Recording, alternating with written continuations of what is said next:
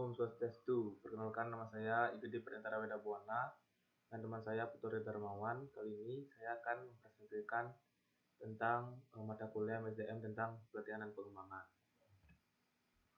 Pengertian dari pelatihan yaitu kegiatan yang dilakukan untuk memperbaiki penguasaan berbagai keterampilan dan teknik pelaksanaan kerja tertentu, terinci dan rutin, diberikan kepada karyawan baru dan lama.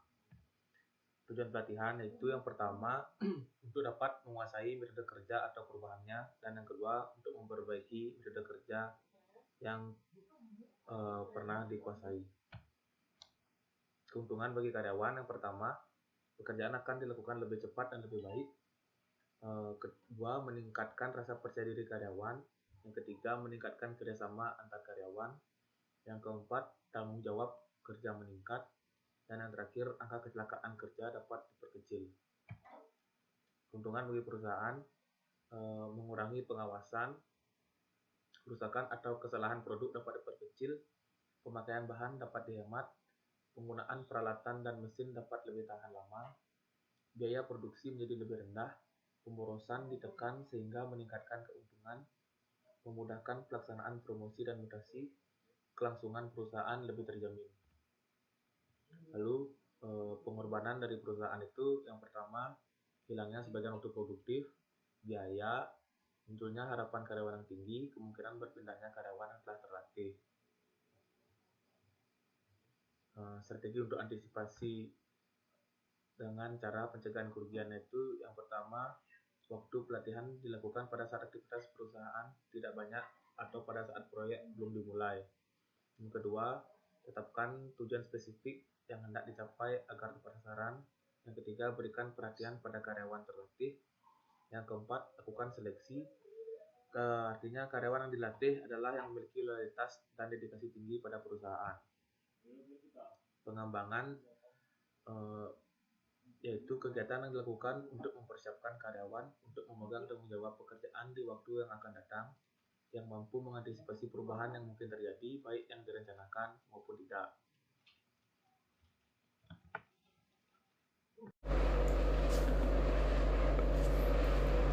Om Swastiastu, saya Putri Darmawan, NIM 17055512007 dari kelompok 1 akan melanjutkan presentasi mengenai pelatihan dan pengembangan.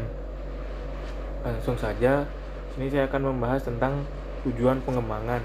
Tujuan pengembangan ini ada yang pertama itu ada untuk meningkatkan pengetahuan, yang kedua ada meningkatkan kemampuan, lalu ada memperbaiki sikap dan sifat-sifat kepribadian dari sumber daya manusia itu sendiri. Lalu saya akan menjelaskan manfaat pengembangan.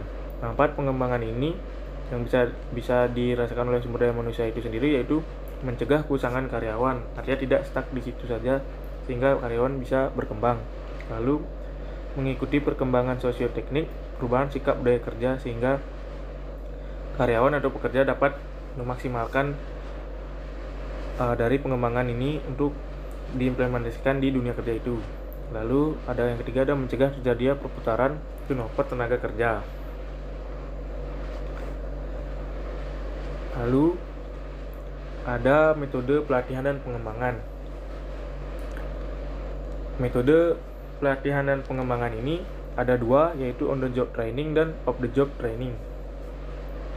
On the job training ini adalah pelatihan yang dilakukan di tempat kerja itu sendiri, di mana pelatihannya bisa dalam bentuk latihan instruksi pekerjaan atau rotasi jabatan atau penugasan sementara atau magang ataupun pelatihan. Selanjutnya ada metode off the job training.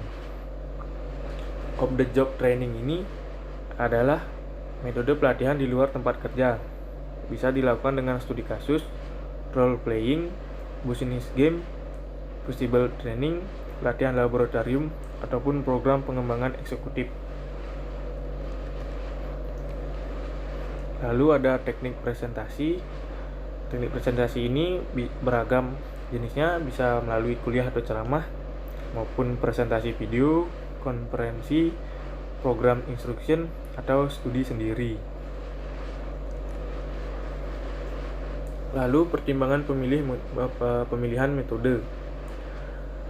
Pemilihan metode ini, pelatihan pengembangan ini bisa dipertimbangkan seperti dari segi biaya, materi program, kelayakan fasilitasnya, preferensi dan kemampuan peserta, preferensi dan kemampuan instruktur, maupun prinsip-prinsip belajarnya.